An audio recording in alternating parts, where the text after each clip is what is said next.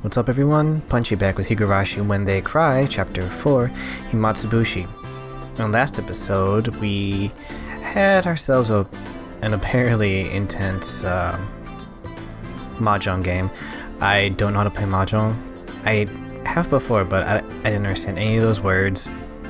So that just went over my head. All we know is Akasaka-san isn't how he seems. So probably getting his favor with Oishi and the mysterious guy who seems like his name is Sato, which I'm pretty sure was Satoku's uncle, but we'll see.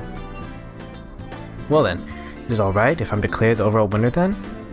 Yeah, we totally lost. I lost.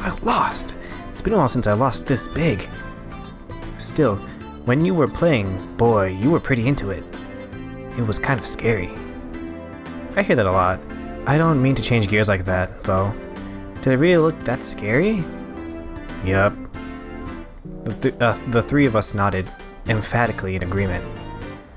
So that was Akasaka-kun, the mahjong prodigy. Before he goes home from his assignment, maybe we could have him go play at a high-stakes table in my place. But it's not good to get greedy. I think I'm supposed to be reading from Oishi. I still don't know though. Well then, nothing for it. It was a promise. We'll break up our little late night study group right now. Sorry about this, old man. That's it for tonight. Nothing you could do. I'm going home to sleep. My body won't last like this. Problems at work? Oh, he's the foreman of the primary construction site of the Hinazawa Dam. Oh! Shit. He's butting heads with the residents every day. It's a rough business. It's been a while. God, I'm not sure if I remember Oishi's voice. Around next year, I might be in charge of the second site as well. I heard that Kuroda-san was pissing blood. He won't hold out much longer. You'll be alright, old man. Your skull is thicker than it looks. I'm not exactly a saint, you know. There's times that just make my blood boil. I especially can't stand dealing with that bratty daughter of Sonozaki's. I think one of these days I'm going to rearrange her face. Now. At least the pay is good, right?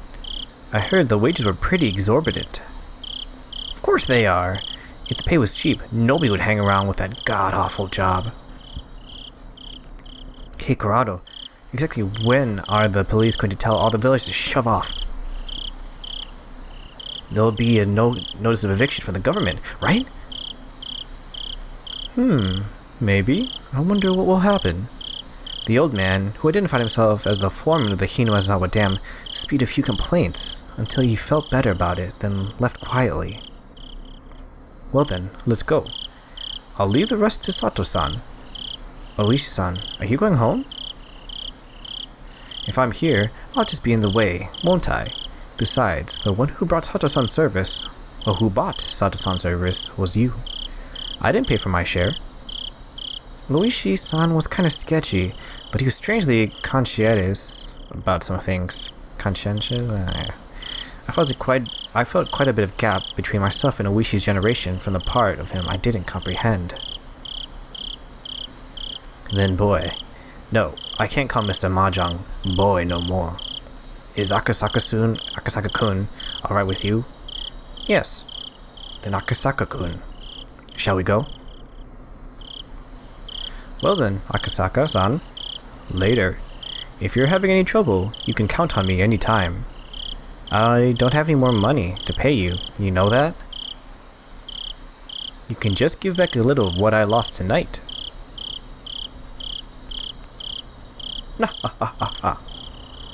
Oishi, seemingly still not having had his fill of playing around, but without overstaying his welcome, disappeared into the night. And that was the end of the mahjong little chapter. But now we get to be one-on-one alone with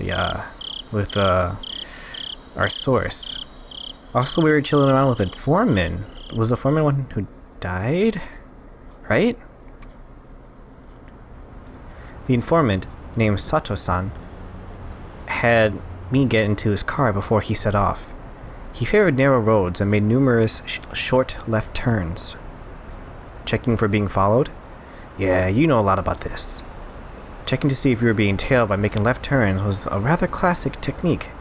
If it was just a single pursuer, you could confirm it that way. But if you're being tailed as a team, this archaic method wouldn't let you shake them. Of course, doing it anyway was better than not.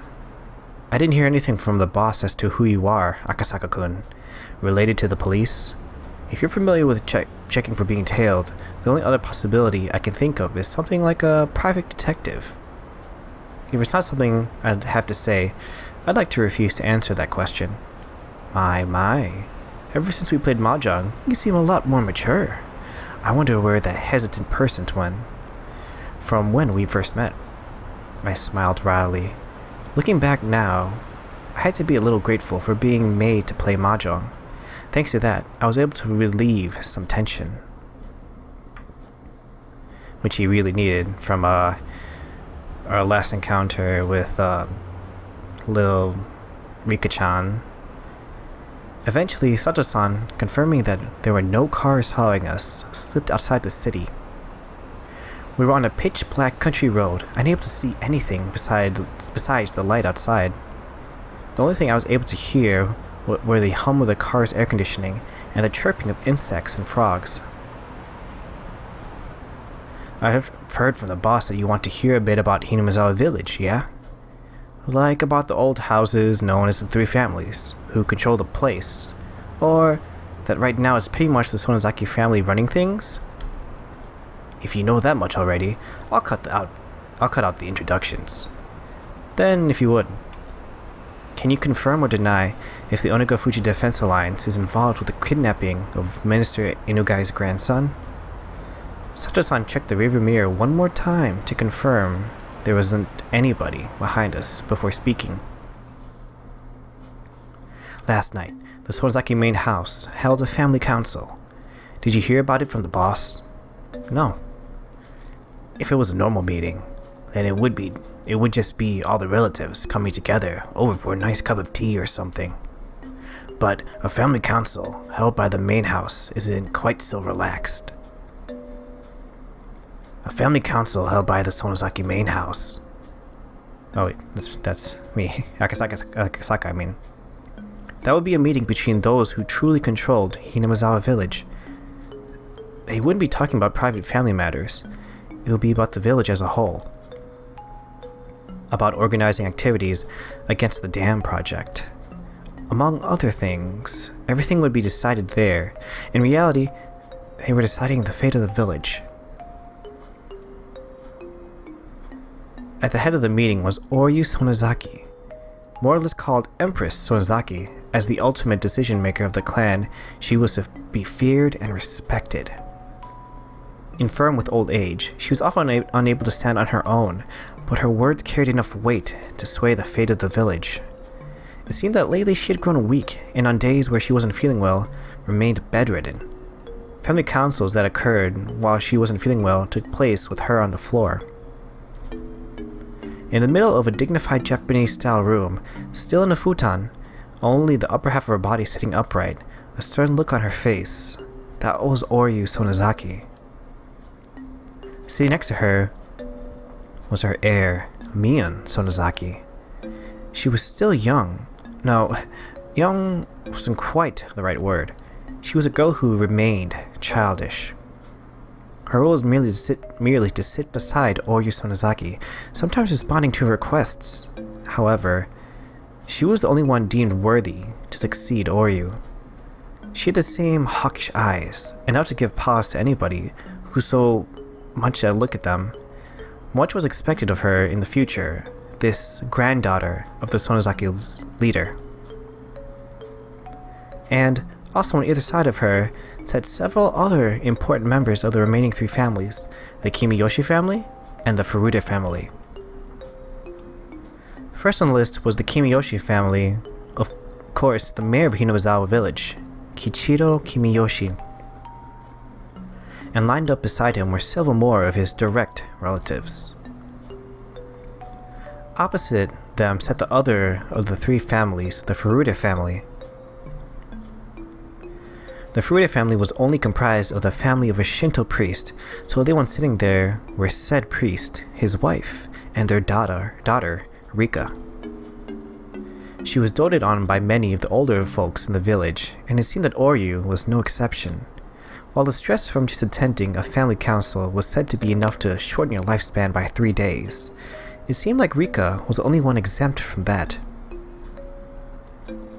No matter how charged the atmosphere was around her, she paid it no mind, instead humming along as she doodled in a sketchbook. In fact, the night before, lying on her stomach while humming and doodling, she nonchalantly tucked her legs into Oryu's futon like it was a kotatsu. All this was the three families, and all around the room, lined row upon row, were relatives of the Sonozaki family. The only ones who were afforded cushions to sit on were direct relatives. The others were left to sit in the seiza position directly onto tatami mats.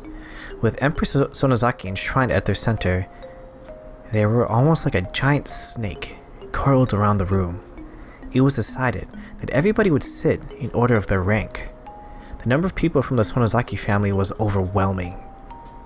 The fact that the Sonozaki family held so many seats at a meeting where everything pertaining to the village was decided made determining where the balance of power was held in the three families as clear as day. The number of members in attendance from each of the families directly reflected how much influence they had in ruling Hinamizawa. What was talked about at that meeting? Sato-san, after remaining silent for a while, quietly began to speak.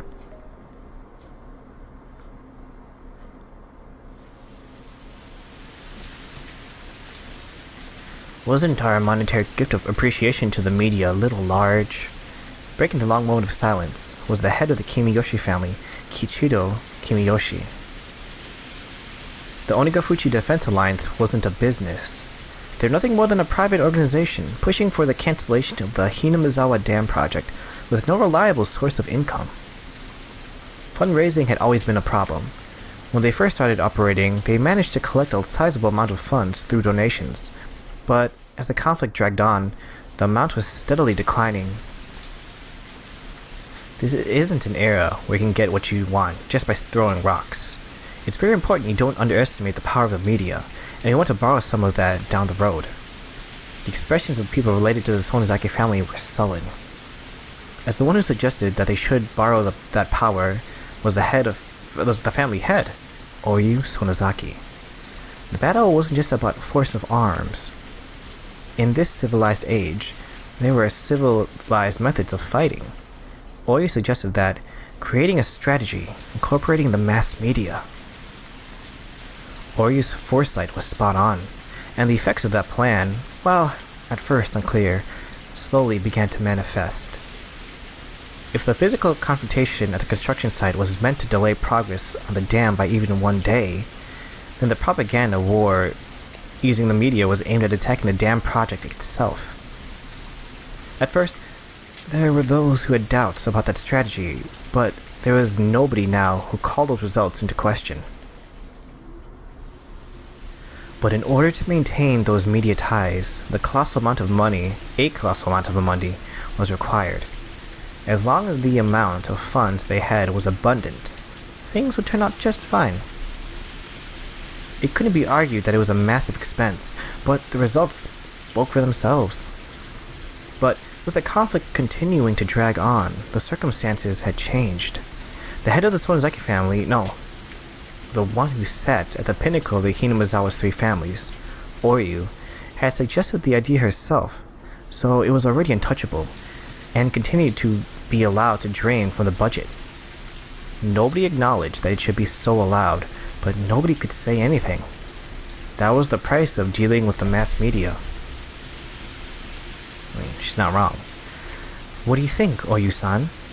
The only person who could object to a plan proposed by the head of the Sonozaki household herself was probably Mayor Kimiyoshi. Oryu, with a hard-to-define expression on her face, as if she had severed herself from the fetters of mortal emotion, simply listened quietly to Kimiyoshi's words.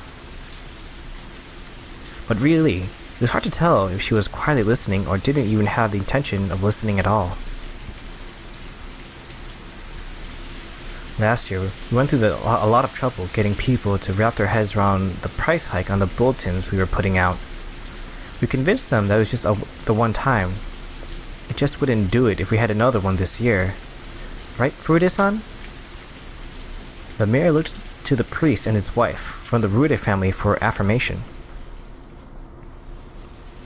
The priest gave a vague expression, avoiding a prompt response, but his wife gave her answer without a second thought. That's right. The cost of the bulletins are a particularly harsh burden for the poorer families. Everybody's dealing with it for the sake of the village, but it's best we don't increase the prices anymore. The bulletin was, as its name implied, a bulletin published by the Onigafuchi Defense Alliance. It outlined the Alliance's activities, ideals, and resolve, but you couldn't deny the contents were rather piecemeal. The bulletin's main goal wasn't to inform people, but rather was something to sell to businesses and people living in the village or connected to it, and using those sales to collect funds. In other words, it had become something of a tax. Of course, it didn't have to be said that this was one of the main sources of income for the Onigafuchi Defense Alliance. Originally, purchase was supposed to be voluntary, but in Hinamizawa it had silently become the opposite. In the neighboring towns as well, it seemed that many businesses were buying copies, just to avoid butting heads with the alliance. The priest whispered to his wife not to say anything unnecessary, but was struck down decidedly with a cold glare. Cowering from that glare, the priest shut his mouth. Interesting, a little look on Rika's parents, who we never get to hear from because, every time we see Rika, she's already an orphan. The priest's wife always held the power in their relationship. That was because she was the one who carried the Furude bloodline. The priest merely married into the family. He was nothing more than somebody who adopted the name, just to join the three families. He should have been able to find a spot fairly high up on the hierarchy of things, but the lack of authority in his voice meant that he had still not gained any favor. Casting a backwards glance at her rather disparate parents, Rika continued to doodle whimsically, without paying them any mind. Signaled by a look from Oryu, Mian brought her ear closer to her grandmother. There, something was said to her in a quiet voice. After responding with a couple of questions, with a nod from Oryu, Mian looked around the room and conveyed her grandmother's words.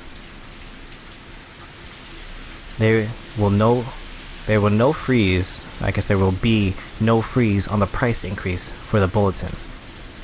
Kimiyoshi made a face like he had just bitten into something unpleasant, but that expression quickly disappeared, like it had never happened at all. But Mian-chan, I think you already know this, but the cost of the bulletin is by no means easily affordable. It's a burden carried by everyone in Hinamizawa. If you make people carry too much of that burden, it's possible it will collapse from the inside. And who on the inside would start that collapse?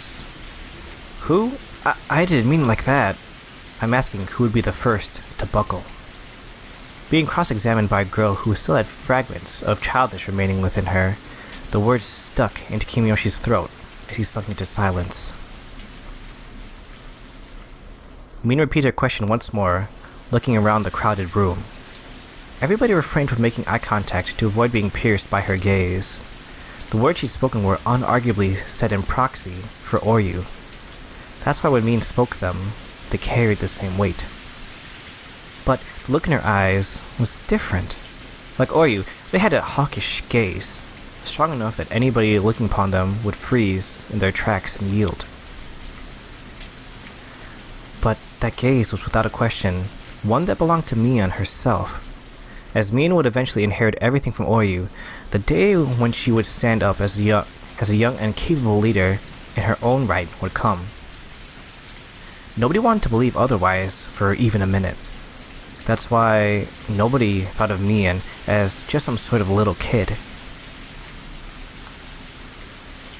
Kimiyoshi-san, nobody will lose their resolve over something like a price hike on the bulletin.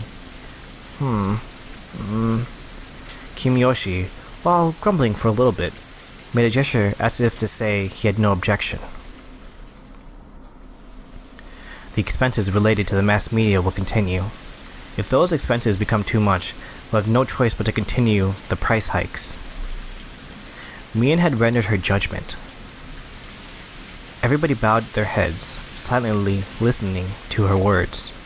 In the name of Mian Sonozaki, as acting head of the Sonozaki family, I hereby declare that all this shall be effective immediately. There shall be no objections, and any opposition shall be removed by force. The formal decree was read aloud, indicating her judgment. There would be no retrial, but there was a certain authority behind those words that even a courthouse couldn't compare to. If she was a judge, she would have banged her gavel, signaling that the matter was settled. Mian pulled out a large bell from inside her clothes and rang it. Everybody present could only prostrate themselves before the harsh sound of the bell.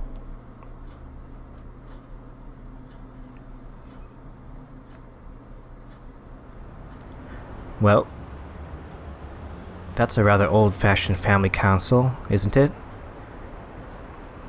A young guy like you would probably find it hard to believe. In an antiquated place like this, these types of things have firm roots. That was exactly as Oishi had said. The old system with the three families had vanished, and now the Sonozaki family was running things by themselves. On top of that, their rule was borderline despotic. Was that the end of the meeting? No, there's more. I'll continue.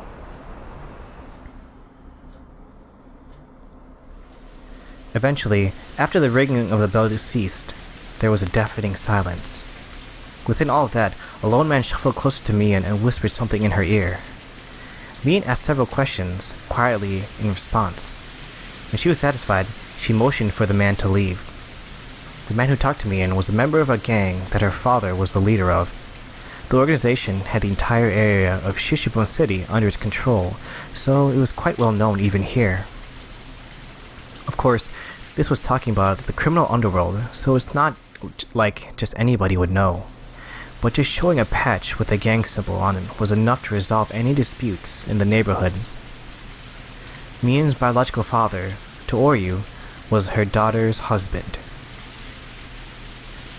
The power of that man's gang was the driving force that controlled the dark underbelly of the Onigafuchi Defense Alliance.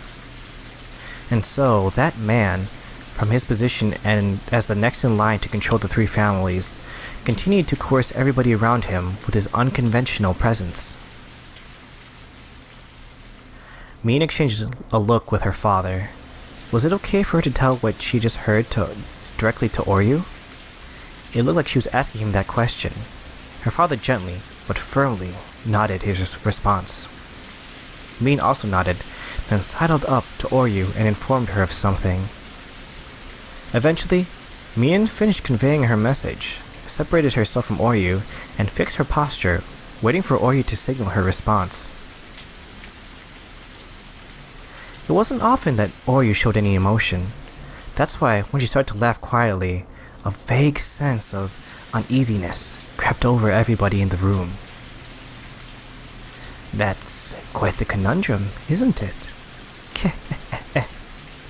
Oryu was laughing so happily that Kimiyoshi had to hesitantly ask. What is it, Oryu-san? If this land is like a mother to us, then this business with the dam is like somebody threatening our mother's life, isn't it? Kimiyoshi, unable to comprehend the meaning of her words, looked confused. Oryu, with a wide grin on her face, turned towards everybody and addressed them in a clear iron voice. The minister behind the dam project is apparently rattled over the kidnapping of his grandson. That makes us even. That's absurd! Information on the kidnapping of Minister Inugai's grandson should have leaked from anywhere. How did they know? Even we didn't know how much about the kidnapping incident. Exactly how did an antiquated household so far away from Tokyo come to know of it? It was a tranquil place, but I couldn't help but have an uneasy feeling about Hinamizawa village. At some point, I had mentally filed this place away as unrelated to the incident at hand. That mental paperwork had just blown away in the wind. How did the Onigafuchi Defense Alliance know about that? Sato-san, unable to come up with an answer, fell into silence. I'm sorry. Please continue. Sure. I don't know when he got some sort of like weird gravelly voice, by the way. Just kind of happened. The Minister of Construction's grandson was kidnapped? Oyu, is that true? The mayor of an incident... that major of an incident was nowhere to be seen in the newspapers or on TV. But in Hinamizawa, there was nothing strange about Oyu knowing something that the rest of the world didn't. Our pain is the pain of losing a mother. I don't think it completely makes up for it, but the pain of losing a grandchild. I'll have to bear with that for a bit, don't you think? That last question wasn't addressed to anybody in particular. It was as if she was looking for a consensus. Still, land and a human child are different things. I don't mind him hiding here, but I want no harm to befall him. That the child isn't to blame. Make sure to keep that in mind. That means that the Onigafuchi Defense Alliance were involved in the kidnapping? I can't say for certain. Why? Even though their leader, Oyu, was clearly giving orders on the treatment of the kidnapped child? Lad, you see, this is what the Sonozaki family always does. Always does? What do you mean by that? Let's say there was a particular problem. One that wasn't exactly favorable in the Sonozaki family. If Oyu shows concern over that particular problem, hearing that, somebody who attended the family council would be helpful. As a result, Oyu's wish would be granted. However, neither Oyu or anybody else would know who actually did it. With this kind of clever little ploy, the Sonozaki family was able to manipulate events even though they had their hands laid out on the table. Then, that means that somebody who was at the family council was the culprit. Or there's the possibility that there was never a culprit in the first place. Oyu herself in that room full of people didn't explicitly say that somebody pulled off the kidnapping. She was just giving her opinion. It was an odd and unpleasantly secretive way of doing things. Were they involved, or weren't they? I couldn't see beyond the veil. This much, however, I could say with certainty. This kidnapping was an ironclad secret. No matter how high a position somebody was in, even they wouldn't know about it. If there was somebody who would know about it, they would be connected to public safety. In other words, one of us. The only other option were people connected to the case itself, including the minister. There would be people affected by the incident, or the people that committed it. In any case, there was no way an old household in a place removed from Tokyo by over 6 hours of highway travel should know about it. Them knowing at all was already strange. My suspicions began to accumulate, like falling snow. That's as much as Oyu said in regard to the kidnapping. Hopefully, you want to find what you wanted to find out wasn't there. After this, it's up to you. I don't know what kind of work you're doing, but if you're going up against the Sonozaki family, you'd best prepare yourself. Oishi might be fearless, but even he's been attacked 2 or 3 times. He hasn't been wearing it lately, but at one point he was wearing a stab-proof vest while off duty. Oh? Thanks for the warning. Now be careful. You speak pretty well. Are you from Tokyo, by any chance? Huh? What's your point? Investigators were always close to danger. It is best not to divulge any information on myself. Your job. Could you possibly be someone from the Metropolitan Public Safety Division? I couldn't remain silent here. It would be the same thing as admitting it. Huh? No way! This wasn't accounted for in the money I got from the boss, but as someone who played at the same table today, I'll give you this one as a freebie. After all you talked about the kidnapping, there was one other topic that came up. Another topic that all you brought up? And right before you told me this, Sato-san asked if I was from the Metropolitan Public Safety Division. In other words, what those two things meant caused a chill to run up my spine. So you see, that in order to investigate the kidnapping of the minister's grandson, there's word that there will be an investigator from the public safety dispatched all the way from Tokyo. An investigator from public safety? They can't be reckless and make a big deal over the kidnapping. So it seems the Metropolitan Public Safety Division is investigating this on their own. Ain't that grand? What is it? Rika, who'd been drawing the entire time, was completely uninterested in the conversation up until now, looked at Oryu with an interested face as soon as the topic of public safety came up. Did the Metropolitan Police come? Oh, so Rika-chan knows about the Metropolitan Police Department? That's very admirable. Who came? Is there anybody that knows the kind of guy from public safety came here? Mien's father raised his hand slightly. I hear that it's a nice young piece of fresh meat. Fresh meat? Is it nice and tender? Yeah, it is. Fresh meat. Mien's father smiled wryly as he answered Rika's question. Tender and tasty? Yeah. Tender and tasty. Rika smiled with interest. Why did Rika suddenly act interested, only when it came to this topic? That was a question that apparently nobody had the answer to. Does Rika-chan know something about this man? I don't know. After her rather flat reply, Rika buried herself underneath Oryu's futon again. But when she buried herself there, Rika no longer started drawing again. Instead, she was wearing an expression, making an expression, like she was deep in contemplation. What shall we do about him, Mother? Mien's father posed the question. He had the type of uncouth expression on his face, indicating that, given the order, he could snuff out the problem at any time. He came all the way to Hinamizawa. Let him take it easy for a little while. So you're saying to just let him go around as he pleases? Mien's father asked in response. Oryu smiled thinly as she responded. Leave him alone.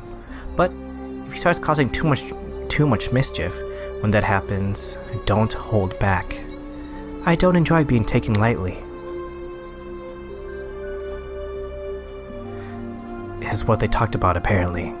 It couldn't be that you're the fresh meat from the Metropolitan Police, are you? It couldn't be. The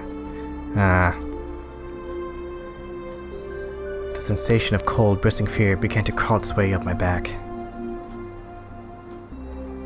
This family council took place last night. In other words, yesterday. Then today, when I was dressed up as a tourist headed towards Hinamizawa, my cover was already blown. When I remembered the first person I met when I got on the bus stop, I couldn't breathe. The person at the family council who expressed interest in the man being dispatched from the Metropolitan Police, Rika Furude. And we've gone pretty far over we've gone pretty far over what I usually do, so we'll end it there. Thanks for watching, guys. Please like and subscribe, and I'll see you next time. Bye-bye.